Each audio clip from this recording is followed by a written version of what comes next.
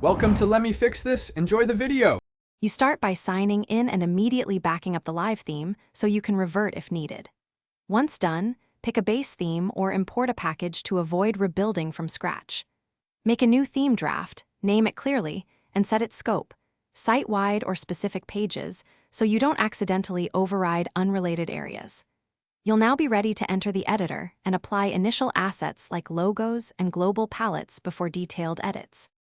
You'll now focus on the middle work, editing global styles and structure. Start by changing colors, typography, and spacing so components inherit consistent rules. This reduces later fixes. Next, edit header, footer, and main component layouts, making deliberate choices for hierarchy and accessibility.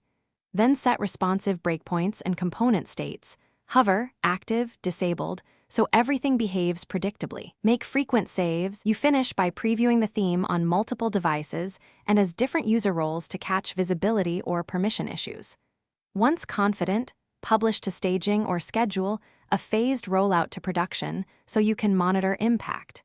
Make sure to document changes and communicate with stakeholders before full release. If something goes wrong, revert to the backup or previous snapshot immediately. Then reproduce the issue in staging to isolate the cause before republishing a corrected version.